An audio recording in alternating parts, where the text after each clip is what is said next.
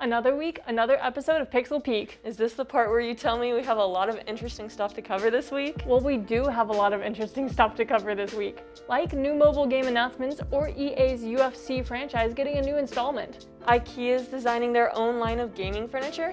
Now that is interesting. But not as much as Haley Cypher's game review on Toem. And not to mention our Nintendo Analyst Ruby Hall coming in to talk about up-and-coming news in the world of Nintendo. I can't wait!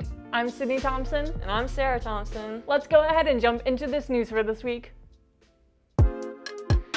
Back in August of last year, Electronic Arts, or EA, launched UFC 4 to some decent reviews, earning a good review of 78 with Metacritic. Even with it only being a year, due to EA's prior habits of releasing a new fighting game every 2 years or so, fans are already talking about another one. UFC 4 was praised for its upgraded realism from its predecessor, but unfortunately, like many sports games, was also criticized for being too similar to UFC 3. With all of that being said, fans have pretty much been, quote, tipped off that a 5th entry is coming, but rather than being due to teasers, it was a job posting that gave it away. The EA studio responsible for creating the UFC series, as well as NHL and FIFA, is located in Vancouver. And a posting on the professional job site LinkedIn looking for a game design director could have given it away. The open position is located at EA Vancouver, and some of the required experience for the role being console and AAA development, as well as mentioning it is for a fighting game. The posting description also reads that a focus for the title is to provide direction for the franchise to keep it relevant, therefore hinting that there will be even more UFC entries to the franchise. Due to the fact that EA's UFC franchise is the only real mixed martial arts simulation game available, fans have started worrying that the game may become stale without any competition. This similar criticism plagues other franchises like Madden, who struggle to add meaningful content with each yearly release. Fans hope that with what sets the two apart being the long development process, UFC taking multiple years to release versus Madden coming out every year, will continue to keep the game interesting. Fans waiting for a new mixed martial arts game will have to settle for UFC 4 still, which is a solid game, but perhaps EA Vancouver and their new employee can create the best UFC game to date with the 5th installment. As more and more modern video games are released on a daily basis, a growing effort has been on the rise throughout the entire video game community to preserve all of the classic game releases. Project Deluge is one of these efforts, a mission ran by a larger organization called the Hidden Palace, seeking to collect video game development materials of any kind. Released last week, the most recent update to Project Deluge includes over 300 Xbox prototypes and almost 150 Sega Dreamcast prototypes.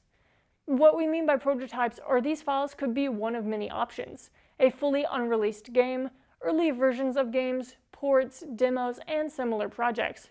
Each individual prototype has been tested and vetted by the Project Deluge team, ensuring that each is completely playable.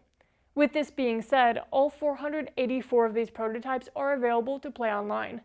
To check out the detailed and full list of prototypes available, check out the Hidden Palace website at hiddenpalace.org. This project is devoted to archiving and shows no intentions to slow down or stop their journey. Fans can expect another collection of game prototypes for the archives to be released within the coming few months, and possibly more Xbox prototypes on the way. Deluge is seeking curiosities and rarities that may have never seen the light of day, but are important to game development history. The team has stated in the past that Microsoft developers have historically gotten cold feet over Xbox releases out of fear of them being unsuccessful. So there is nothing short of hidden treasure chests full of unreleased titles.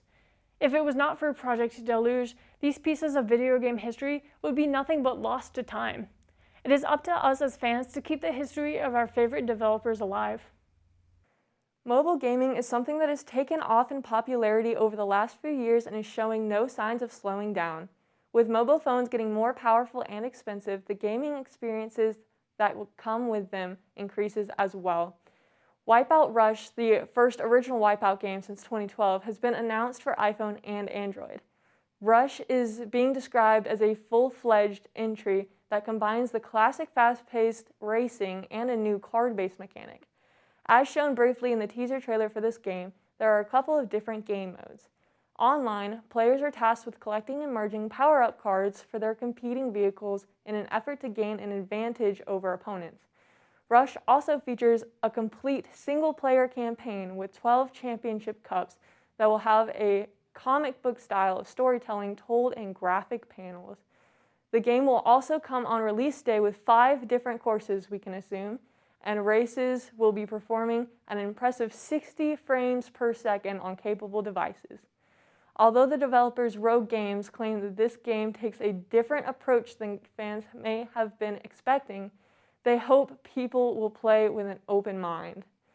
Rogue Games has stated that, quote, although different, we're proud to bring the Wipeout franchise back into focus with a fresh take on the formula, end quote.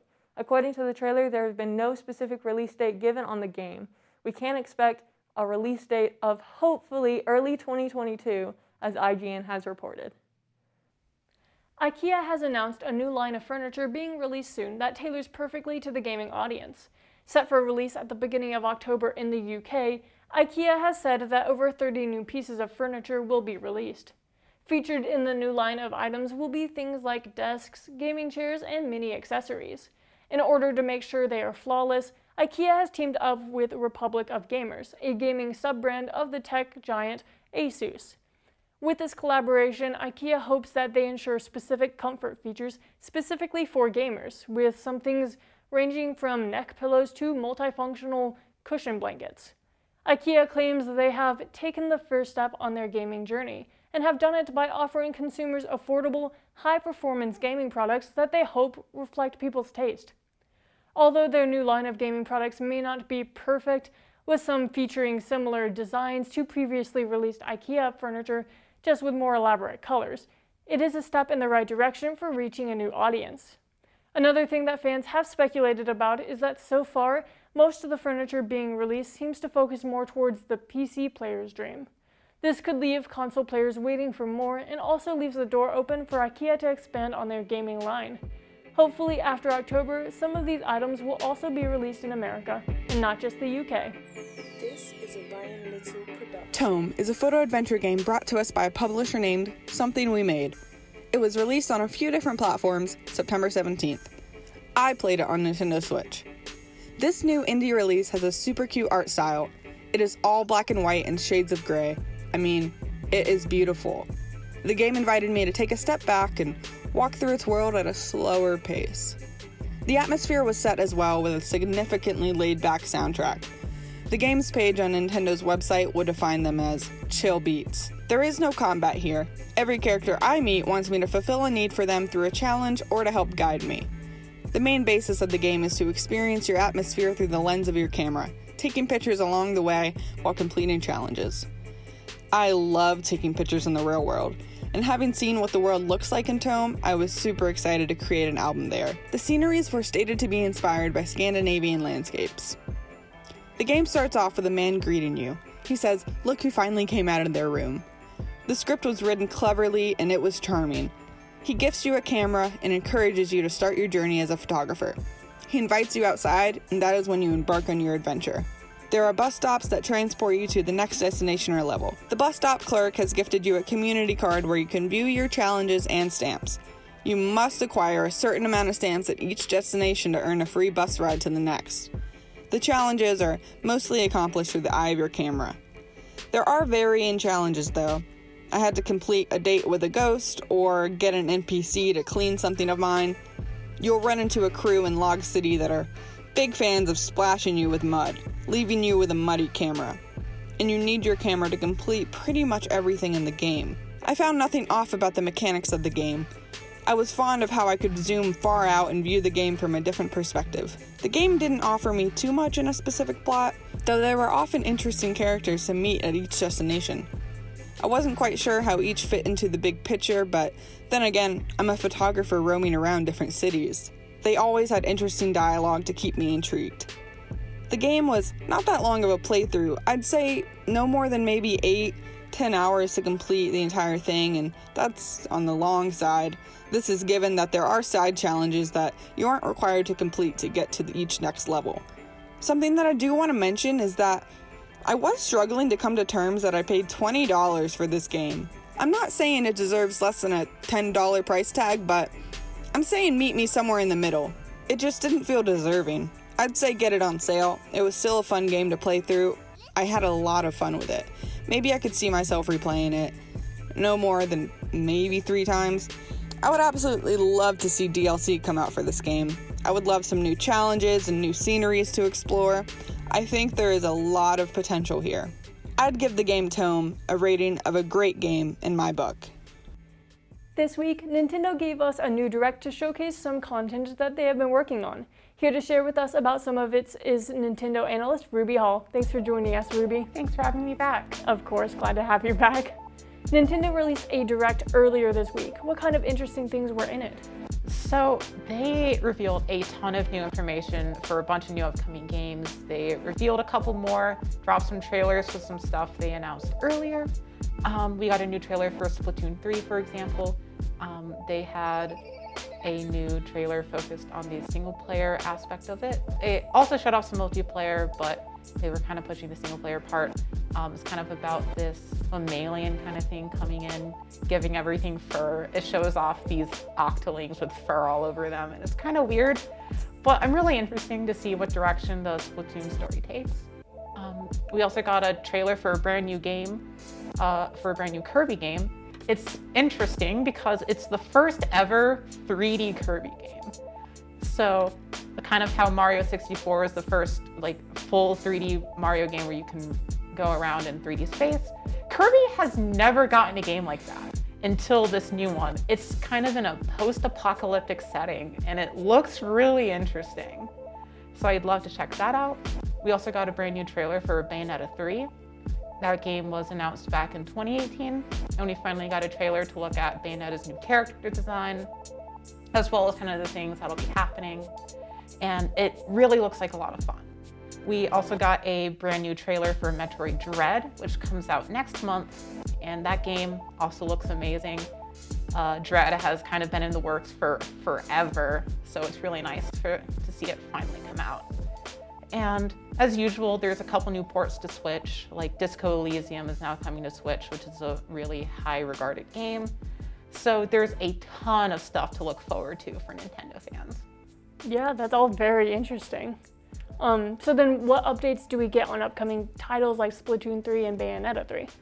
So for Splatoon 3, part of the trailer, they showed off some of the new stuff in their multiplayer. They showed off some new specials, one where your Inkling can go from wall to wall, kind of swinging around like Spider-Man kinda, and this new crab tank that kind of walked around and could shoot ink. It looked really cool, and I'm super excited for Splatoon 3 after seeing that brand new trailer. It also showed off some new areas. It's not just destroyed wasteland France, but there's also this cool tundra area that has the space station that they showed at the end of the trailer. And I thought that was kind of cool. It's not just all drab.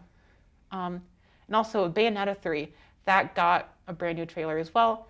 I really liked it because the trailer was kind of a fake out to where no one really knew what it was. It kind of looked generic. And then it showed the mascot from Astral Chain. So my first thought was Astral Chain 2.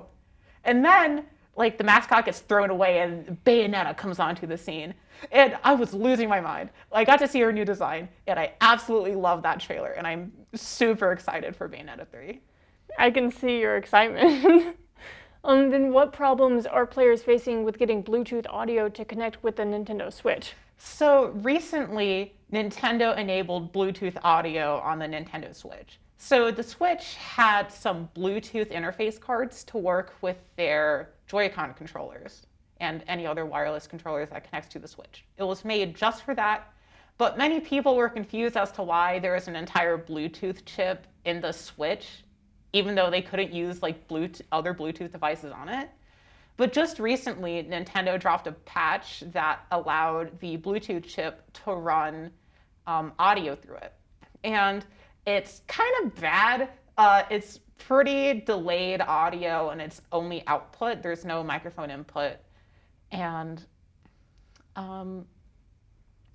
it's interesting to see the reception because the thing is that Bluetooth chip wasn't made to process audio, just controller inputs, which is kind of why it's all delayed. So maybe it'll be fixed in the future, but honestly, it's just kind of a weird thing that happened. Yeah, I think Nintendo has a little bit of explaining for that one. Then why is the Pokemon trading card mobile game being soft launched? Wouldn't it be a better idea to do a full-scale launch since Pokemon is a popular game? So the Pokemon Company is releasing a new online trading card game version called Pokemon TCG Live. This is coming out on mobile devices first and then PC and whatnot in the future. They're currently soft launching it in Canada to kind of give it a test drive. The main reason why they do this is because Canada has like a lower population but a really similar demographic to the United States. This happens pretty frequently. Typically, you'll see Australia, New Zealand, and Canada. Those are like the top 3 that get stuff soft launched there. It's kind of just a way for the Pokemon Company to go in and test the waters with this demographic before doing a full-scale release. And yeah. Yeah, I mean, that makes sense. Then what is the Pokemon Company's plan with the previous Pokemon TCG Online game? So Pokemon TCG Online came out in 2010, around like Pokemon Heart Gold and Soul Silver, and it's kind of been the online TCG place. And with Pokemon TCG Live coming out, they're actually going to discontinue that service and move everything over. But they've been kind of cool about it because they're moving all of your cards over if you log in with your old account, as well as giving you some new treats and bonuses for being around for the older one. So a couple things they're doing is, it is a little bit different from the original TCG Online. They are taking out the trade feature, which was a mechanic in TCG Online, where you could trade with other players, packs and cards, and get what you need. Whereas TCG Live, to acquire cards, it has a similar system to like Hearthstone or Magic Arena, to where you can dust your old cards and make new ones out of a resource out of your old cards. So it's kind of more single player focused, and it kind of takes away the trade element. But they've been pretty good with the transition, and I'm confident it'll be a solid game. Well, hopefully it transitions well then. The Pokemon trading card game has been getting a lot of attention lately, but due to the pandemic, there have been shortages in cards. Is this still an issue? Yeah, it's still pretty much an issue because Pokemon has a lot of people looking at it. It's really big online, of people opening packs or flipping them online, etc., especially with older packs and older cards. And there's just been a lot more attention on this, so there's been a lot more demand for Pokemon cards. And Pokemon Company just can't keep up with production because the pandemic has slowed it down, and the pandemic is still going, unfortunately. So it's been really hard to meet this obscene demand that hasn't been seen in like forever. So hopefully that'll get fixed soon and everyone will be able to get their Pokemon cards. But for now, there are online versions if you're looking to play the game, even though the physical ones are a little more fun to collect. So hopefully things are better with time. Yeah, we can only hope. Well, thank you for joining us, Ruby. And that's all we have for this week's analysis. Now me and Sarah will wrap up this week's episode. And that's all for episode 2 of season 7. Pretty good episode if I do say so myself. Definitely an amazing episode, all due to us. Oh, and all of the lovely viewers who follow us on Facebook, Twitter, and Instagram at PixelPeakAppTV. Can't forget about the people who watch us bi-weekly on Wednesday at 4 on WatchAppTV.com, SkyVest channels 20 and 1020, Spectrum channel 198, or on App State's Campus Television channel 23.3. Once again, we couldn't have done it without our crew. Thanks to our writer, Zach White, Nintendo Analyst Ruby Hall, and producers Elise Taylor, Haley Cypher, Christina Gizzi, and Tomas Delgado for another great episode. Thank you all so much for watching, and we will see you in the next episode. Ryan Little.